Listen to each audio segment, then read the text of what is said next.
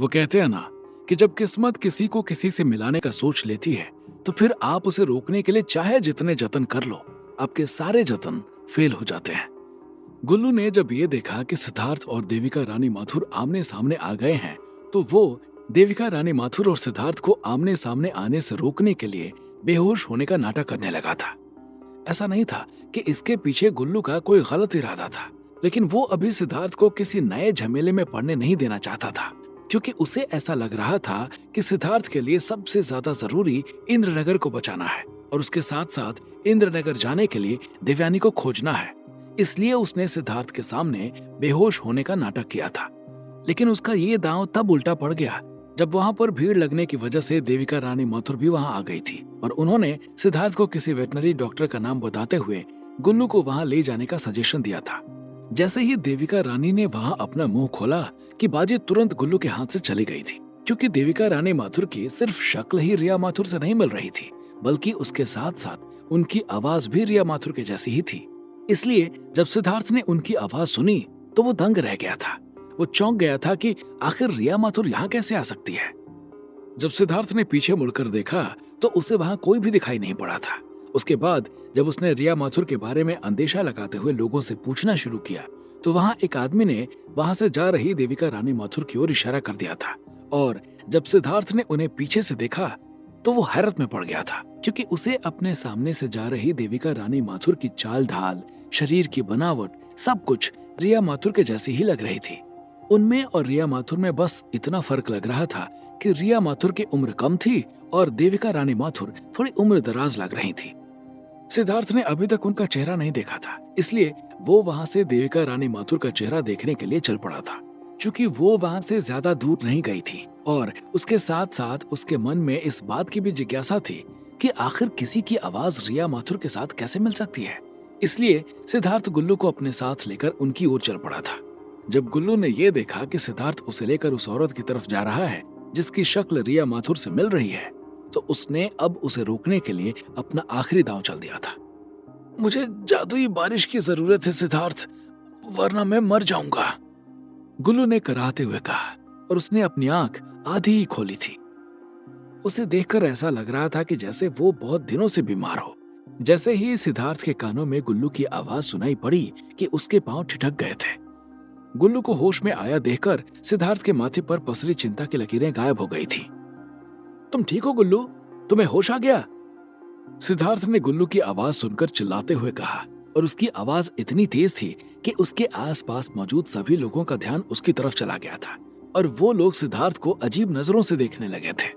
और कोई समा होता तो शायद सिद्धार्थ से कोई सवाल भी पूछता, लेकिन आधुनिक युग में सब अपने पालतू जानवरों से बात करते थे, इसलिए उसे देखने के बाद सब लोग फिर से अपने काम में लग गए थे। नहीं, मैं ठीक नहीं हूँ सिद्धार्थ, मुझे सांसें नहीं आ रही हैं, प्लीज मुझे जादुई बारिश का पानी अभी पिलाओ, गुल्लू ने सिद्धार्थ की ओर देखते हुए कहा। एक सेकंड गुल्लू, वो जो सामने औरत जा रही है उसकी चाल ढाल और आवाज रिया मैडम से मैच कर रही है।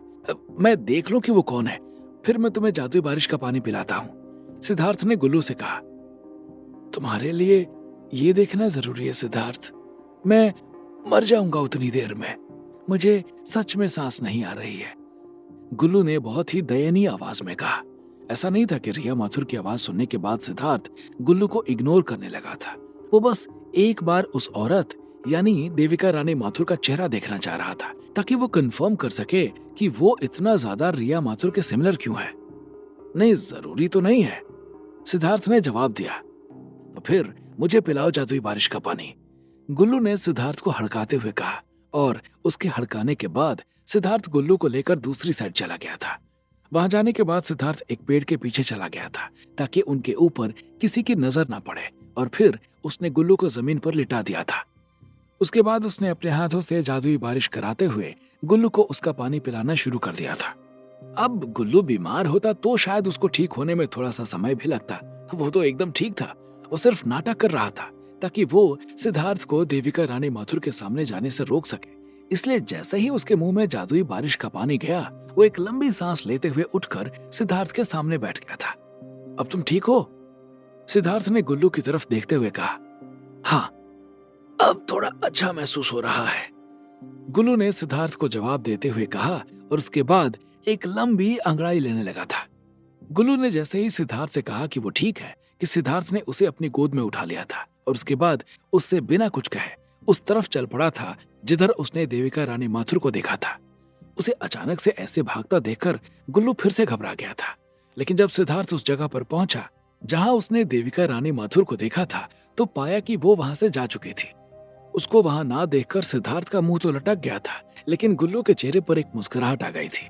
उसने अपनी चाल चलकर सिद्धार्थ और देविका रानी माथुर को एक दूसरे से मिलने से रोक लिया था। क्या हुआ सिद्धार्थ, तुम ऐसे अचानक से भागते हुए क्यों आ गए?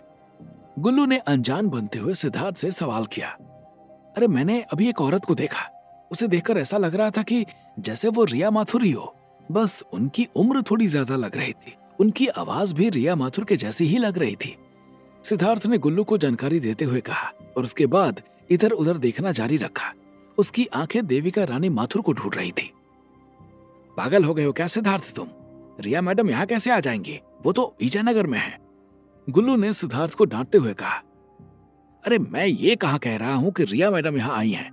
मैं तो ये कह रहा हूँ कि उनके जैसी एक औरत यहाँ पर थी। सिद्धार्थ ने अपनी बात रखते हुए कहा। वो नहीं होंगी, तुम्हें रिया मैडम की याद आ रही होगी इसलिए तुम्हें ऐसा लगा। गुल्लू ने सिद्धार्थ को टालने के इरादे से कहा और फिर आगे बोला। चलो, जिस काम के लिए चले थे चलकर वो पूरा करो। महेश अंकल की तबीयत चलकर देखो कैसी है, और उसके बाद फिर हमें पृथ्वीराज अंकल से भी बात करनी है ताकि हमें देवयानी का स्केच मिल सके। गुल्लू के इतना कहने के बाद सिद्धार्थ ने में सिर हिला दिया था और उसके बाद वो दोनों वहां से सी विंग की तरफ चले गए थे। जब सिद्धार्थ वहां से सी विंग की तरफ जा रहा था तब उनके पीछे बने गेट से देविका रानी माथुर बाहर निकल रही थी। सिद्धार्थ तो आगे निकल चुका था, लेकिन उसकी गोद में मौजूद गुल्लू उन्हें देख रहा था। उसे सिद्धार्थ और रिया माथुर दोनों के लिए बुरा लग रहा था, लेकिन वो अभी सिद्धार्थ को इस पचड़े में नहीं पड़ने देना चाहता था। सिद्धार्थ वहां से सी विंग के अंदर चला गया था और देविका रानी माथुर पुलिस की जीप में बैठकर वहां से चली गई थी। देविका रानी माथुर को लेकर पुलिस की जीप जा रही थी। डॉक्टर ने देविका रानी माथुर को एकदम नॉर्मल बता दिया था, बस उनकी मेमोरी लॉस के अलावा देविका रानी माथुर को और कोई प्रॉब्लम नहीं थी। चूंकि देविका रानी माथुर का स्वभाव बहुत अच्छा था और उसके अलावा वो महिला सिपाहियों को बहुत इज्जत देती थी, इसलिए महिला सिपाही उनसे घुल मिल गई थी और वो देविका रानी माथुर से बहुत अच्छे से बात कर रही थी। बाकी महिला सिपाही तो देविका रानी माथुर के साथ घुल मिल गई थी, लेकिन एक महिला सिपाही जिसके सीने पर सीमा यादव के नाम की नेम प्लेट लगी हुई थी, उसके चेहरे पर एक गंभीरता फैली हुई थी। ये वही सिपाही थी जिसने सिद्धार्थ से ये पूछा था कि क्या हुआ। उसके बाद जब सिद्धार्थ ने गुल्लू के बारे में बताया था तो देविका ने उसे वेटनरी डॉक्टर के बारे में बता दिया था। और उसके बाद जैसे ही देविका रानी माथुर ने सिद्धार्थ को वेटनरी डॉक्टर के बारे में बताया था कि सीमा के चेहरे पर एक गंभीरता आ गई थी, और तब से उसके चेहरे पर यह गंभीरता बरकरार थी। जिस देविका रानी माथुर को कुछ भी याद नहीं था, उस देविका रानी माथुर के द्वारा सिद्धार्थ को एक वेटनरी डॉक्टर का एड्रेस बताया जाना सीमा के चेहरे पर गंभीरता की वजह थी या फिर इसके पीछे का कारण कुछ और था, इसका खुलासा होना अभी बाकी था। इधर देविका रानी माथुर के साथ जा रही सीमा के चेहरे पर जिस तरह गंभीरता फैली हुई थी, ठीक वैसी ही गंभीरता अपने घर में बैठी रुक्मिणी के चेहरे पर फैली हुई थी। जब से रुक्मिणी सिद्धार्थ के पिता महेश का इलाज कर रहे डॉक्टर से मिलकर आई थी, तब से उसका चेहरा परेशानी और चिंता के साथ भरा हुआ था। आखिर सिद्धार्थ को बीरेन अंकल ने ये क्यों नहीं बताया कि उसके पिताजी की तबीयत इतनी ज्यादा खराब है? आखिर इसके पीछे का कारण क्या हो सकता है? रुक्मिणी ने अपने आप से कहा। उसने भले ही सिद्धार्थ से ये कह दिया था कि उसके पिता ठीक है, लेकिन असलियत उसको अच्छे से मालूम थी कि उनकी तबीयत कितनी ज्यादा डाउन थी, इसलिए उसे अपराध बोध हो रहा था। मुझे इस बारे में बीरेन अंकल से बात करनी होगी कि क्या उन्होंने सिद्धार्थ से ये बात जानबूझकर छुपाई है या फिर उन्हें भी नहीं पता कि महेश अंकल की तबीयत कितनी ज्यादा खराब है। रुक्मिणी ने अपने आप से कहा और बीरेन शर्मा को फोन करने के लिए अपना मोबाइल ढूंढने लगी थी। इधर रुक्मिणी बीरेन शर्मा को फोन करने के लिए अपना फोन ढूंढ रही थी ताकि उसे सच्चाई के बारे में पता चल सके, और उधर दूसरी तरफ सिद्धार्थ गुल्लू को साथ लेकर अपने पिता महेश के पास पहुंच चुका था, जहां पर महेश और निर्मला के साथ बीरेन शर्मा और गुरबचन भी बैठे थे। महेश को आईसीयू में ही रखा गया था, लेकिन उनकी हालत स्थिर थी और वो इस समय बात कर पा रहे थे। महेश ने जब सिद्धार्थ को अपने सामने से आते हुए देखा तो उनकी आंखों में आंसू छलक आए थे। उनका बेटा उन्हें ठीक कराने के लिए शहर शहर भाग रहा था। ये देखकर महेश को बहुत दुख हो रहा था। कहाँ चले गए थे तुम? हम तुम्हें ढूंढ रहे थे। सिद्धार्थ को आता देखकर निर्मला ने उससे कहा, बस मां बाहर गया था। इतना कहकर सिद्धार्थ जाकर अपने पिता महेश के पास बैठ गया था और उसके बाद उनके हाथों को अपने हाथों में ले लिया था। कैसे हैं आप? सिद्धार्थ ने महेश की ओर देखते हुए सवाल किया। ठीक हूं, महेश ने रूंधे हुए गले के साथ जवाब दिया। जिस महेश को बुआई के इस समय में अपने खेतों में होना चाहिए था, वो इस टाइम यहाँ हॉस्पिटल में बेड पर पड़े हुए थे और उनके खेत, घर द्वार उनसे 2500 किलोमीटर दूर वीरान पड़े हुए थे।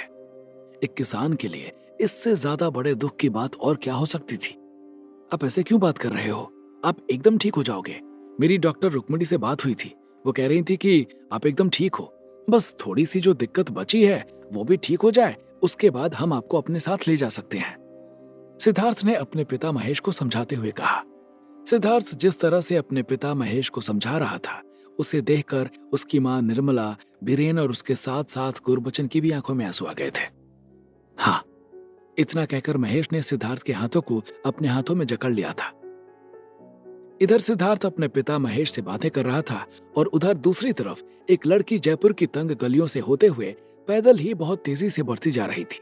उसने अपना चेहरा तो मास्क लगाकर छुपाया हुआ था, लेकिन उसके हाव भाव से ये साफ प्रतीत हो रहा था कि उसे कहीं पहुंचने की जल्दी है। मुझे सर को जल्द से जल्द ये बात बतानी होगी, उस लड़की ने इतना कहा और उसकी सांसें बढ़ चली थी। अब वो लड़की कौन थी? क्या उसका सिद्धार्थ से कोई संबंध था या फिर उसका मिशन कुछ और था? इसका खुलासा होना अभी बाकी था। आखिर कौन थी वो लड़की और क्या था उसका उद्देश्य? क्या वो सिद्धार्थ के लिए बनकर आने वाली है कोई नया खतरा? क्या होंगे इन सभी सवालों के जवाब? हमें कमेंट करके जरूर बताएं और आगे की कहानी जानने के लिए सुनते रहिए भूमिपुत्र सिर्फ पॉकेट एफएम पर।